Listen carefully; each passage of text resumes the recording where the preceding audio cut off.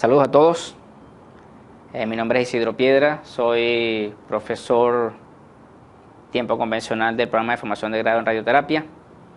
Se me ha pedido trabajar con ustedes en esta oportunidad sobre ética y bioética, que es mi responsabilidad en la universidad.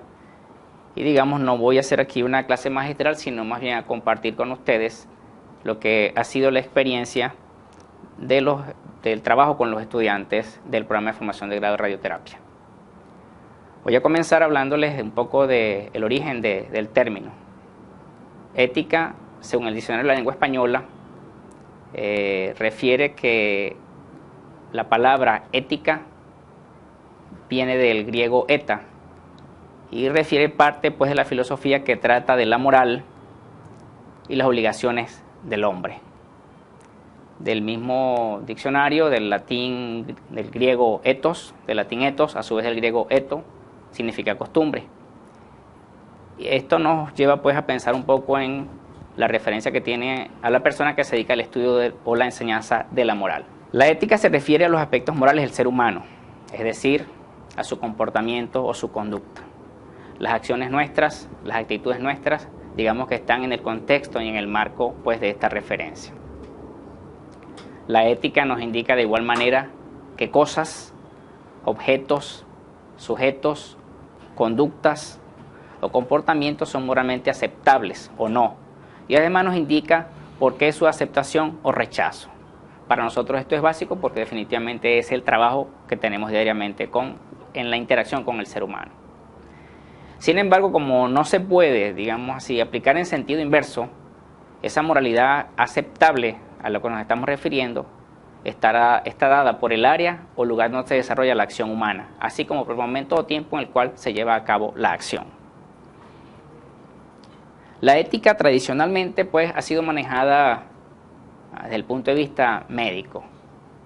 Ha tenido su propia orientación, una visión histórica, abstracta y tal vez en algunos casos descontextualizada de médicos y enfermos. Sobre todo porque cuando se habla de ética, pues es la responsabilidad del médico, más no es la responsabilidad del enfermo o del paciente. Hay también detrás de esta noción de ética una noción paternalista de la actitud del médico frente al paciente. En este sentido, pues se ha planteado que el médico es como un padre para el enfermo. Y eso definitivamente pues son de las cosas que han ido cambiando en el transcurso del tiempo y las vamos a abordar un poco más adelante. El paciente de igual manera es siempre un ser incompetente o digamos no le damos ningún tipo de responsabilidad en lo que es la relación con el médico. Y también incapaz de tomar decisiones en muchos casos, sobre todo en lo que tiene que ver con su estado y su condición. Y por lo general, pues hasta lo que se ha venido manejando es que solo esperamos del paciente obediencia, sumisión a la decisión del médico y, por supuesto, tener una confianza absoluta en el razonamiento del médico. Cuando se establece, pues, que el médico debe actuar en beneficio del paciente, que es la tradición, solo se refiere a lo que el médico cree que es bueno para el paciente. ¿Sí? Eso ha sido la conducta permanente, pero no a lo que el paciente cree que es bueno para sí mismo. El médico debe proteger al paciente en todos los casos, sin excepción, aún de sí mismo y en contra de su voluntad. Eso ha sido de las concepciones que se vienen manejando por allí. ¿Qué ha pasado con la ética médica tradicional? Por su estructura, es un conjunto de preceptos contenidos en textos antiguos y modernos, muy similares en donde se manifiestan las diversas orientaciones religiosas o cuasi religiosas de quienes los han prescrito acerca del acto médico y de la relación del médico-paciente. Sin embargo, en el desarrollo de la sociedad y en el transcurso del tiempo, ha habido circunstancias muy particulares que han marcado un hito en el desarrollo del pensamiento ético. Ha habido, digamos así, que una toma de conciencia a raíz de la incorporación de muchos elementos dentro de lo que ha sido la actividad clínica pues, del médico. Por ejemplo, el advenimiento de la diálisis peritoneal, los trasplantes de órganos que en algún momento fueron muy, digamos, rechazados al comienzo, sobre todo porque significaban pues un aspecto nuevo dentro de la práctica clínica. Sin embargo, pues se comenzaron a hacer desde el año 75 con Christian Barnard, aquel cardiólogo surafricano que fue el que hizo el primer trasplante de corazón, si mal no recuerdo. Después viene el tema de los anticonceptivos orales, el diagnóstico prenatal instrumentalizado, la multiplicación de unidades de cuidado intensivo y respiradores artificiales, entre otras estrategias de atención, obligaron pues a pensar un poco en esos aspectos éticos y de lo que puede ser finalmente la bioética para el futuro.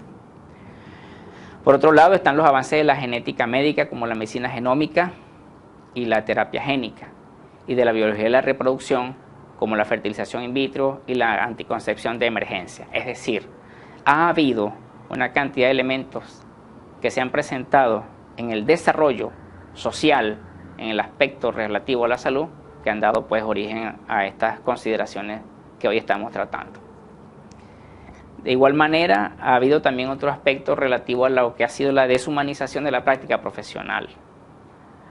Algunos manejan los criterios, o los criterios de quienes han hecho investigaciones en el área, pues hablan de una mercantilización y una comercialización de la medicina, y tal vez de la despersonalización del acto médico, que en lo general los médicos no han podido superar, pese a algunos esfuerzos aislados. Yo creo que esto se manifiesta mucho hoy día cuando usted va al médico, y casi nunca pues usted tiene la oportunidad, para no decir nunca, algunas veces, vamos a decirlo así, para también proteger un poco el discurso, podríamos decir que el médico hoy pues casi siempre atiende más a su equipo de computación, donde tiene registrada la historia del paciente, o va registrando la patología del paciente, y por supuesto eso le permite hacer menor contacto con el paciente.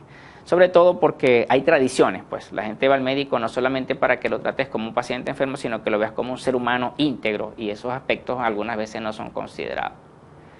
De igual manera están las intervenciones quirúrgicas injustificadas, la anarquía en el monto de los honorarios profesionales, las investigaciones médicas sin conocimiento de los sujetos participantes, que eso también ha sido un problema serio. De hecho, en muchos países pues se han presentado casos últimamente, casos de Guatemala, en Venezuela algunos casos también como unas comunidades indígenas. Es decir, hay muchos casos por allí donde se ha hecho trabajo, pues digamos, ha hecho investigación con personas, aun cuando pues no está prescrito desde el punto de vista ético ese tipo de actividad. De igual manera, la mala práctica profesional, el ocultamiento de información indispensable para el paciente en lo concerniente a su estado de salud. Y yo creo que eso es un aspecto fundamental en lo que es la práctica pues, de la ética del futuro, como yo lo llamaría en todo caso pues bioética. En ese contexto pues que les he mencionado, esos elementos de los que he hecho referencia, surge la bioética. Surge pues ese pensamiento distinto. Y el término fue acuñado en el año 1971 por un bioquímico de nombre Van Rensselaer Potter, profesor de oncología de la Universidad de Wisconsin. Y lo hizo pues a propósito, pensaba él, consideraba él, de la necesidad que tenemos los seres humanos de reflexionar sobre el uso irracional de la ciencia y la tecnología por su impacto en la biosfera y el ambiente. Yo diría que este pensamiento fue clave en el desarrollo de lo que tenemos hoy como bioética y de las consideraciones éticas que tenemos hoy día, porque no solamente la ética se restringe pues a la persona, sino que cuando hablamos de bioética pues hablamos de todo lo que tiene que ver con lo que es vida en el planeta, pues vamos a decirlo así. Y surge pues para superar un poco esa ruptura entre la ciencia y la tecnología de una parte y las humanidades de la otra. De igual manera surge también la bioética por la necesidad de hacer una reflexión ético-filosófica, sistematizada y cuidadosa sobre los dilemas originados por la práctica médica contemporánea y la necesidad de ampliar los conocimientos médicos en este caso. El uso de nuevas terapéuticas y sobre todo una nueva concepción de la relación médico-paciente más justa, objetiva, racional y equilibrada. Yo creo que ese es el propósito pues, que hay detrás de esta consideración bioética. Siendo así, la bioética pues, se convierte en un área de reflexión ética acerca de las múltiples implicaciones de las relaciones del hombre con el fenómeno de la vida en general, y con el fenómeno de la vida humana en particular. Aquí no se escapa nada, pues, es decir, el hecho que usted intervenga en la naturaleza, eso tiene que ver con la bioética. El hecho que usted se relacione con un animal, eso tiene que ver con la naturaleza. El hecho que usted deteriore el bosque, eso tiene que ver con la naturaleza. La contaminación de los ríos, eso tiene que ver con el tema de la bioética. ¿Sí? No hay aspecto, ¿sí?, en el ámbito del ser humano que no sea tocado por la bioética. Y digamos que hay tres fases, pues, en todo esto. Uno se refiere a todos los seres humanos del presente, los que estamos aquí hoy día, los seres humanos del futuro, que yo creo que es la base de todo este nuevo planteamiento, y finalmente todos los organismos vivos y el medio ambiente. A esto está referido realmente la bioética. ¿Cuáles son los problemas que aborda? El abordaje de la bioética, pues, tiene que ver con las implicaciones naturales y sociales de la relación del hombre. Es decir, si la ética trataba de la relación médico-paciente en algún momento, pues hoy ya nos estamos planteando no solamente una relación, sino la interrelación o la interacción de los hombres, de los seres humanos, ¿sí? Entonces, por eso hablamos de las implicaciones naturales y sociales de la relación del hombre con los ecosistemas, particularmente con la biosfera, los que tienen que ver con las implicaciones de los avances de la ciencia y la tecnología, y todo lo que se genera en el ámbito de la salud. ¿Por qué tratamos nosotros la bioética? ¿Por qué la universidad incorpora dentro de su programa, dentro de su currículum, la bioética? Bueno, yo diría que hay una plataforma legal para su fundamento. En primer lugar, tenemos la Constitución de la República Bolivariana de Venezuela, la Ley Orgánica de Ciencia, Tecnología e Innovación, la Ley Orgánica del Ambiente, la Ley de Diversidad Biológica y la Ley Orgánica de Pueblos y Comunidades Indígenas. Es decir, el marco legal está servido. Es decir, no hay aspecto de la vida del ser humano que no sea considerado en la bioética. En la Constitución, el artículo 46 establece de manera puntual lo siguiente, más o menos, palabras más, palabras menos, el artículo se refiere en estos términos. Derecho a la integridad personal. Toda persona tiene derecho a que se respete su integridad física, psíquica y moral. En consecuencia, ninguna persona puede ser sometida a penas, torturas o tratos crueles, inhumanos o degradantes. Toda víctima de tortura o trato cruel, humano, inhumano o degradante, practicado o tolerado por parte de agentes del Estado, tiene derecho a la rehabilitación. Toda persona privada de libertad, refiere igualmente el artículo, será tratada con respeto debido a la dignidad inherente al ser humano. Y digamos que clave en todo este artículo es la referencia que se hace cuando dice que ninguna persona será sometida sin su libre consentimiento a experimentos científicos o a exámenes médicos o de laboratorio, excepto cuando se encontrara en peligro su vida o por otras circunstancias que determine la ley. Es decir, en la relación médico-paciente hoy día, la relación con el odontólogo, la relación con el nutricionista, con quien sea, estamos obligados, incluso con las mismas comunidades, nosotros hoy día estamos obligados a hacerlo desde el punto de vista de la bioética y requerimos para ese funcionamiento lo que llaman por allí el consentimiento informado. ¿Qué otro elemento ha sido importante considerar para hablar de la bioética? Hay por allí dos planteamientos que a mí me parecen interesantes e importantes destacarlos aquí. Yo recuerdo mucho que en Historia Universal, y me imagino que todavía se sigue haciendo, pues se hablaba de la universalización. Y en la universalización hablamos de los derechos humanos, la libertad, la cultura, la democracia. Pero el elemento central allí era el ser humano, el individuo como tal. A eso se refería la universalización. No era uno, sino éramos todos los individuos que estamos en este planeta. La globalización, por su parte, que es el elemento del discurso diario, se refiere a cuatro aspectos fundamentales: la tecnología, el mercado, el turismo y la información. Yo siempre, cuando converso de este tema con mis estudiantes, les recomiendo revisarse un material de un escritor francés de nombre Jean Baudrillard. Se llama La violencia de lo global, sobre todo porque nosotros en ningún momento nos hemos detenido a pensar en lo que refiere realmente la globalización. Es decir, perdemos el carácter de seres humanos como individuos y simplemente todos somos una mercancía. Cuando hablamos de tecnología, ¿para quién va la tecnología? A un mercado, pues, y usted tiene que tener recursos para tener esas nuevas tecnologías. Información, usted casi nunca tiene oportunidad de compartir. Hoy día tenemos eso como un elemento serio, pues, en la vida diaria.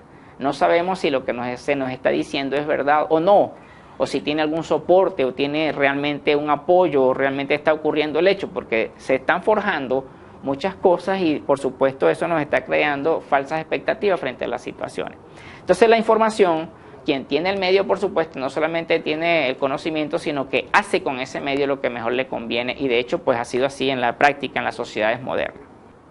Hablamos, pues, del mercado, el turismo y la información.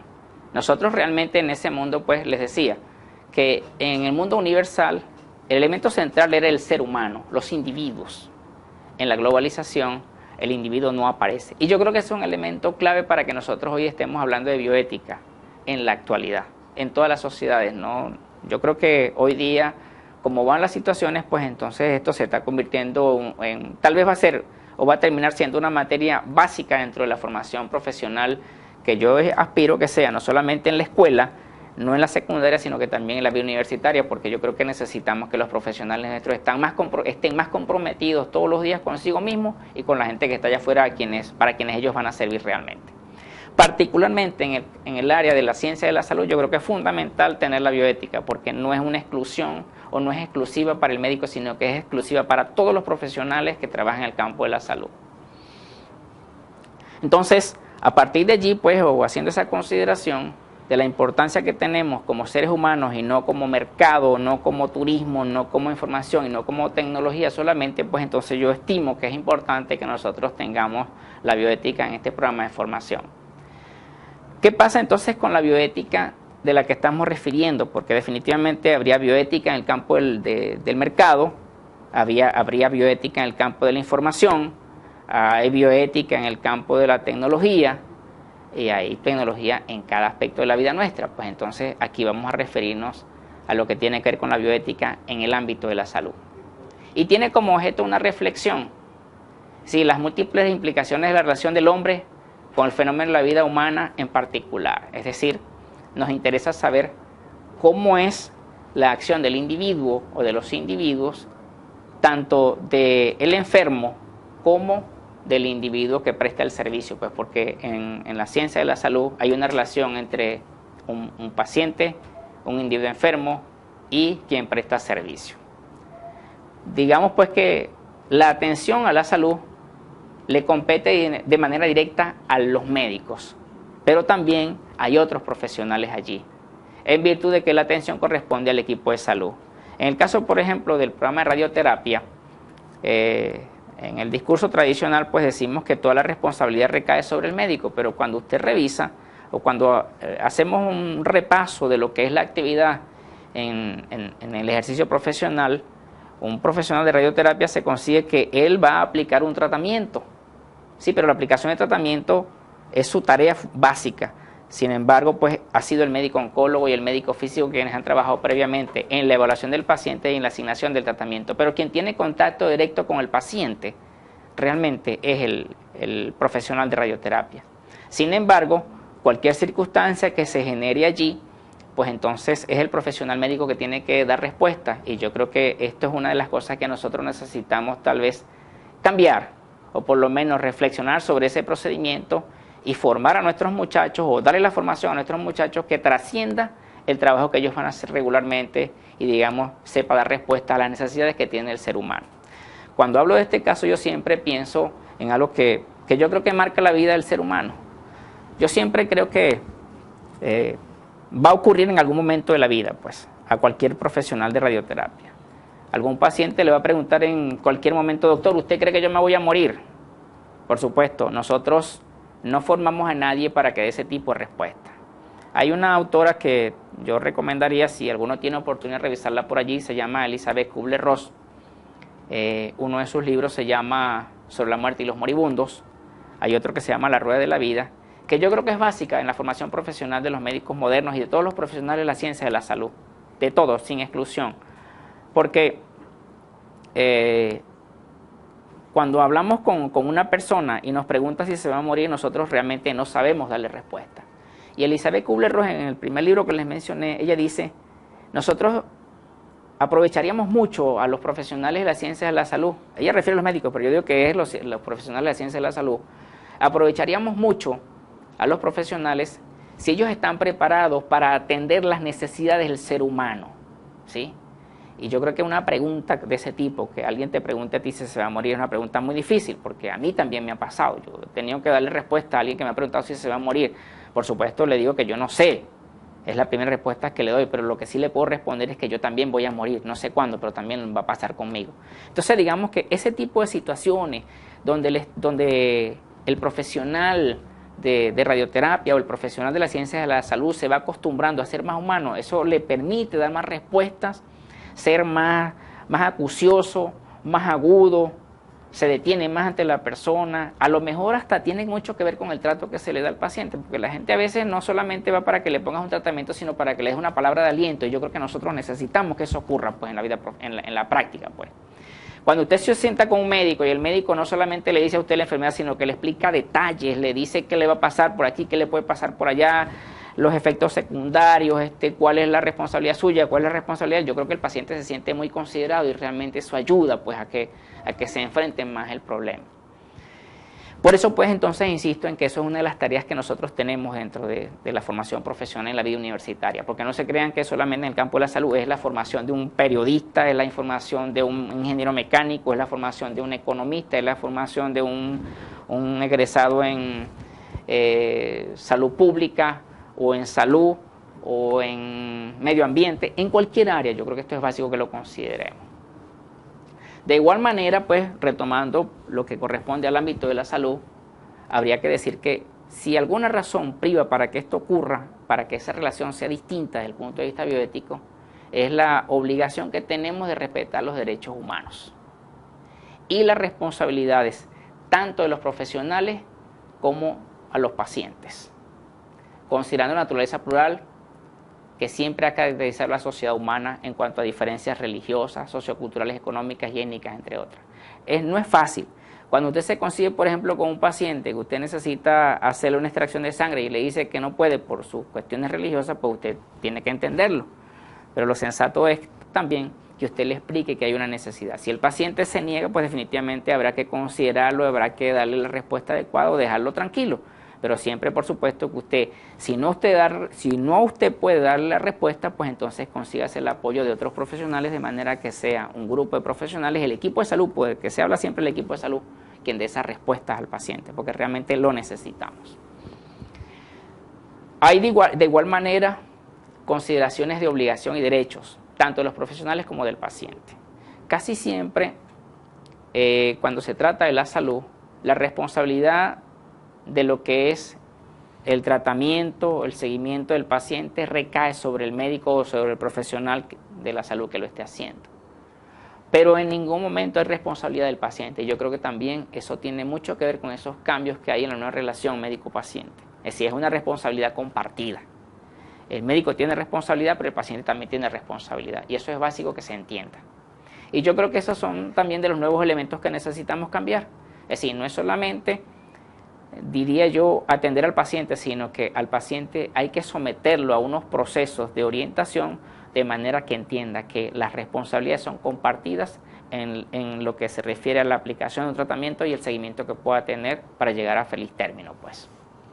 Se establecen, pues, derechos y responsabilidades de los pacientes, partiendo de una premisa en la cual el individuo, el paciente, es el primer responsable de cuidar de su salud y no los médicos, precisamente. Yo creo que eso es básico que se entienda, que si la persona no dispone, ¿verdad?, o no tiene disposición para hacerse las cosas que tienen que hacerse por su salud, pues definitivamente no puede recaer esa responsabilidad en el médico. De igual manera, es legítimo exigir a los profesionales de atención a la salud un comportamiento ético, o por lo menos moral, en circunstancias de ejercicio que lo dificultan.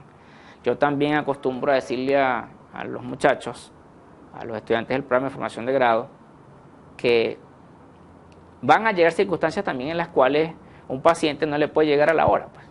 Un paciente viene de Ciudad Bolívar, imagínese usted, o viene por allá de San Cristóbal, Ojalá que no sea así, pero por lo menos eso es lo que tenemos que pensar como un ejercicio. O viene del Tamacuro a hacerse un tratamiento. Resulta que la señora estaba citada a las 7 de la mañana, pero no llega a las 7 de la mañana, sino que llega a las 10 de la mañana. ¿Cuál sería el papel que haría entonces allí el profesional que va a atenderlo? Pues definitivamente tiene que entender a la persona. Si lo atiendes y le dices, es posible que lo atienda, pero al final, porque ahorita tengo ya previsto atender a un grupo de pacientes. Usted no tiene inconveniente en quedarse. Yo creo que si usted le dice a la persona eso, la persona lo entiende perfectamente. Y hágalo de buena gana. Porque créanme, aunque la persona no lo agradece, puede estar convencido que la satisfacción suya se va a ver compensada de alguna manera. Usted ni siquiera se va a enterar cómo, pero eso le va a pasar en la vida, pues. Porque a veces nosotros perdemos un poquito ese aspecto, pues tal vez por la responsabilidad que entendemos que ser responsable es solamente llegar a la hora, hacer el tratamiento y marcharnos, ¿no? La responsabilidad también trasciende ese ámbito. Y eso es una de las tareas que tenemos también con la bioética, es la redefinición de muchos principios que hasta ahora tenemos, porque definitivamente yo creo que frente a las nuevas circunstancias tenemos que hacer una redefinición de todo lo que tenemos que hacer para el futuro de nuestra sociedad. De igual manera, cuando se trata con pacientes, no es solamente la responsabilidad del médico o la responsabilidad del paciente, también tiene mucho que ver la responsabilidad de la familia, ¿sí? Porque algunas veces la familia se resiste, pues, generalmente a que el paciente conozca en profundidad qué es lo que tiene o qué es lo que lo está afectando, cuál es la patología que tiene. Y hoy día, pues, por supuesto, es razonable. Hoy día, con el acceso que tenemos a tanta información, pues lo que no le dice el médico, usted lo completa en el internet. Lo ideal no es que usted lo complete en el internet, lo ideal es que usted lo discuta con el médico y lo discuta con la familia. Entonces, yo diría que es sano, aunque yo sé que es difícil, no es fácil. Cuando tú tienes que decirle a un paciente que tiene tal o cual enfermedad, pues hay que decírselo. Cuesta mucho, pero hay que decírselo porque créanme, mire, las investigaciones que se han realizado por allí demuestran que definitivamente tarde o temprano, circunstancialmente o por alguna razón imprevista, el paciente se entera qué es lo que tiene, entonces allí realmente viene el desmoronamiento de la persona. Y por supuesto, los comportamientos nuestros son distintos y eso también tiene mucho que ver con la actitud que tiene la persona, porque definitivamente pues va a sentir que ha habido cambios en la relación y por supuesto eso le va a llamar la atención y tendrá en algún momento pues la necesidad de preguntar qué le pasa o que le expliquen qué es lo que tiene. Entonces digamos que necesitamos en ese aspecto ser también muy pero muy humanos. Yo diría que en cuanto a la bioética no es solamente el médico, el profesional de la salud, el paciente, ni la familia. Es que todo lo que tenemos, todos los profesionales que están en el ámbito de la salud también requieren de atención. No es solamente el trabajo que ellos tienen, sino también la atención. Por eso es que la interacción es importante de esta consideración de bioética. De igual manera, debe existir un programa de capacitación permanente. ¿Por qué? Porque regularmente nos conseguimos con casos totalmente distintos. Y yo creo que sobre la base de esa experiencia, de esa experticia, yo creo que hay que ir construyendo la nueva filosofía de lo que es la atención en salud. El intercambio de experiencia, eso es básico. Nosotros, por ejemplo, en el programa de radioterapia, consideramos que, desde el punto de vista bioético, la formación de los profesionales no es lo único, es la capacitación permanente que está por allí, que debe ser fundamental, porque cada vez tenemos elementos, nuevas tecnologías, y esas nuevas tecnologías necesitan formación, necesitan actualización, y por supuesto, pues, el acompañamiento de esas nuevas tecnologías con el pensamiento y la racionalidad adecuada, eso nos va a ayudar mucho en la relación con los pacientes. El intercambio de experiencia es fundamental. Necesitamos también construir sobre la base de la experticia, de la experiencia que cada uno tiene. Yo también digo que en la ciencia de la salud estamos obligados de alguna manera a retomar algunos procedimientos, algunas metodologías y técnicas que tienen otras profesiones. Yo también acostumbro recomendarle a mis estudiantes que lleven un libro de diario de sus pacientes. Pero no es llevar un libro de diario de sus pacientes por llevarlo solamente, sino porque sobre esa base se va a ir construyendo lo que es el conocimiento y la consolidación del pensamiento en radioterapia. Nosotros hablamos mucho de formar a los estudiantes como investigadores, pero son limitados, digamos, en las capacidades que esos muchachos van a conseguirse allí en el mercado, porque realmente los acostumbramos, o en la práctica, pues apretan botones de los equipos y eso no puede ser. Pero si se lleva una relación diaria de la jornada de trabajo, caso por caso, estoy casi seguro que en 5, en 10 años de trabajo, eso va a servirme mucho porque va a retroalimentar al equipo de salud. Serán experticias para los médicos, experticias para el médico físico, experticias para el radioterapeuta, experticias para el nutricionista, para todos los que tienen que ver pues con estos casos. Y por supuesto, eso se va a ir consolidando en el intercambio de experiencia. Y por supuesto, eso va a redundar en lo que vamos a llamar el mejoramiento profesional. Hablamos también en este momento, o no podemos evitarlo, de lo que hoy día, pues, producto de las circunstancias de los nuevos tiempos, hablamos de la ética socialista. Y esa ética socialista se refiere a la refundación ética y moral de la nación con la cual se comenzó este proceso. Si alguna cosa tenemos que referirnos que hizo el presidente Chávez, pues fue, una vez, no se comprometió con nada más, sino a refundar la república, y eso lo hizo definitivamente. Entonces, bueno, como parte de ese proceso hoy día tenemos lo que llamamos la ética socialista. ¿Y a qué se refiere esto? Pues a la refundación de la república supone un proyecto ético y moral que cimienta sus raíces en la fusión de los valores. Esto aparece referido en, digamos, en todos los textos que tienen que ver con la refundación ética y moral de la nación, que cimienta sus raíces en la fusión de los valores y principios más avanzados de las corrientes humanistas, del socialismo y de la herencia histórica del pensamiento del libertador Simón Bolívar. El proyecto ético venezolano nos obliga, pues, aunque nos referimos allí a la ética, yo diría, propone una bioética cívica, exclusiva de una sociedad pluralista, que asume como propio un conjunto de valores y principios que pueden y deben ser universalizables, porque desarrollan y ponen en marcha la fuerza humanizadora que va a convertir a los hombres en personas y ciudadanos justos, solidarios y felices. Eso es definitivamente lo que llamamos esa ética socialista. ¿Sobre qué columnas descansa? Yo diría, hay 3 columnas básicas. En primer lugar, derechos humanos de primera generación. Se refiere a los derechos civiles, derechos políticos, derechos de libertad, derecho a la vida, a la libertad de conciencia, derecho a pensar y a expresarse libremente. Existe también derechos humanos de segunda generación, y son los referidos a los derechos económicos, sociales y culturales.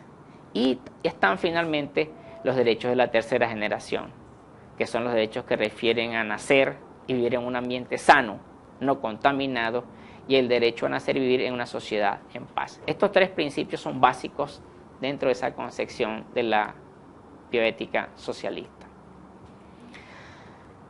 De igual manera, no quisiera dejar de lado lo que refiere a la enseñanza bioética en las universidades. Definitivamente, a mucha gente se extraña, pero esto tiene que ser parte de la vida moderna, pues, la enseñanza bioética en las universidades. ¿Por qué? Porque la reflexión ética a la forma que iba adoptando el desarrollo biotecnológico es necesaria. Y se esperaba que los estudiantes aprendieran a llevar a cabo esa reflexión. Es decir, no queremos formar un estudiante únicamente para hacer su trabajo. Queremos un estudiante que sea capaz de reflexionar de todo lo que lo rodea, de las nuevas tecnologías, de la biotecnología, de lo que se llama por allí la genética moderna. Es decir, nosotros necesitamos de esa genética, necesitamos que la gente esté empapada de todos esos aspectos. Porque de alguna manera, ciertamente hay mucho desarrollo, hemos logrado un gran avance, pero esos logros y esos avances y ese desarrollo sí sirven de alguna manera para seguir brindando una atención individualizada, y necesitamos una atención colectiva. Necesitamos incluso redefinir esos paradigmas que tenemos en las ciencias de la salud, porque las consideraciones nuestras en ese ámbito parten siempre de algo muy distinto. Yo trato de ejemplificarlo de esta manera. Cuando hablamos de políticas sanitarias, el fundamento tradicional nuestro parte de lo que es el registro epidemiológico y la mortalidad de la población. A mí me parece que si algún elemento básico para el futuro es pensar más bien en la morbilidad de la población. Porque cuando trabajamos sobre la mortalidad, las políticas entonces van a ser para atacar las enfermedades que ya aparecen por allí. Una vez que aparece la enfermedad comenzamos a trabajar, y a mí se me ocurre que lo ideal es que antes de que aparezca la enfermedad, porque si la enfermedad es un proceso, la enfermedad se ocurre o se presenta estando en familia, estando en casa, y la gente sale de su hogar y se va al hospital a compartir su enfermedad con otros enfermos. Pero atacamos al individuo enfermo, no atacamos el contexto donde se mueve. Y yo creo que el contexto donde el individuo se desenvuelve, el ambiente, son básicos en las condiciones de salud de las personas. Entonces yo diría que es básico que el profesional universitario entienda esa relación, que entienda que necesitamos redefinir esos paradigmas, y sobre la base de redefinición de paradigmas, su trabajo tiene que ser un elemento más, una herramienta más, es una parte de ese todo que nosotros necesitamos construir, pero hay que construirlo. Entonces, por eso es que necesitamos estudiantes que trasciendan el ejercicio profesional. No necesitamos un ingeniero que sepa solamente hacer cálculos, sino que el ingeniero sepa hacer una casa en un sitio adecuado y que realmente rinde el beneficio para la persona. Necesitamos un periodista que no solamente sea capaz de escribir un artículo, sino que escriba artículo con la verdad que eso requiere, con la objetividad que eso requiere, de manera que la persona tenga la información. Y así sucesivamente. Entonces, por eso es que es necesario que no solamente sea lo que tiene con la tecnología, la información, el mercado, el turismo, que nosotros nos aboquemos, sino en todos los aspectos de la vida del ser humano hay que, digamos, atacarlos, y ese es uno de los papeles que tiene la universidad moderna, pues. De igual manera, hay que dar respuesta a esos cambios que hay en los paradigmas de la relación clínica, es decir, la relación médico-paciente, pues, y familia, y promover los derechos de las personas que llegan a los servicios de salud, terminando con las formas más fuertes del paternalismo médico, aportando un enfoque humanista a la atención integral. Es decir, tenemos definitivamente que ser humanos en lo que se refiere a la atención a las personas. Y eso no lo tenemos, digamos, solamente porque se nos forme en la universidad, sino que necesitamos complementarlo y necesitamos consolidarlo y que sea parte definitivamente de esa formación profesional.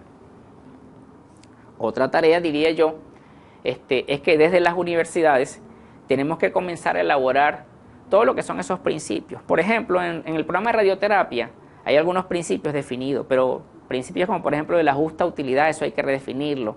Hay que redefinir el principio de responsabilidad, de justicia, de autonomía, de la dignidad de la persona, ¿sí? Entre otros. ¿Por qué? Porque definitivamente nosotros estamos acostumbrados a manejarnos entre algunos principios de la ética, y nosotros necesitamos construir los principios de la bioética moderna, pues de esa relación con los seres humanos o entre seres humanos, esa interacción entre seres humanos. De igual manera, necesitamos tomar conciencia de la situación actual, en el contexto donde nos estamos, y también el futuro del planeta, pues nosotros aquí, y los seres que lo habitan, porque definitivamente nosotros pocas veces nos detenemos a pensar en el ser humano. A veces la gente se ha formado en la vida universitaria y sin embargo tiene unas actuaciones que desdicen mucho de sus actuaciones. Por ejemplo, lanzar cualquier papel, lanzar cualquier lata, montarse por una acera, bueno, mire, hacer cualquier cosa realmente que va contra lo que realmente parece ser humano, eso es básico. Golpear un animal, talar un árbol, sin ninguna justificación, sin ninguna razón. Yo creo que necesitamos, en definitiva, hacer algo más humano, porque todo lo que hacemos, eso tiene su manera de revertirse, pues, en algún momento. Y las consecuencias las pagamos nosotros, precisamente. Como les decía, pues, hay que tomar conciencia de la situación actual y futura del planeta y los seres que lo habitan, así como los recursos naturales con los que se cuenta, y promover formas de desarrollo más sustentables, capaces de asegurar la supervivencia de los seres humanos y demás seres vivos en un planeta saludable. Yo diría, los nietos de ustedes, pues, eso es lo que necesitamos, por lo menos llegar hasta ese punto, porque a lo mejor trascendemos eso, pero necesitamos ser humanos desde ahora para que eso lo podamos lograr en el futuro. Bueno, de igual manera, pues, nosotros creo que tenemos como tarea en el profesional universitario desarrollar ciertas competencias y saberes en los futuros profesionales para que puedan dar cuenta de las decisiones a distintos niveles que pongan en juego valores éticos, y para lo que el saber profesional se mostraba insuficiente. Es decir, necesitamos que el estudiante nuestro, el egresado nuestro, sea un individuo capaz de dar respuesta a las demandas que tiene la sociedad moderna. Por supuesto, parte de ese trabajo lo tenemos que construir de manera mancomunada, digamos, en el transcurso del tiempo, digamos, paso a paso, de manera que podamos definitivamente lograr estos propósitos en el futuro, y por supuesto tener unas consideraciones bioéticas más allá de lo que tenemos hasta ahora como ética. Esto pues, para cerrar, serían las consideraciones que tengo. Yo les invito finalmente a que se revisen por ahí algunos materiales de la doctora, una médico psiquiatra que hizo mucha investigación sobre cáncer.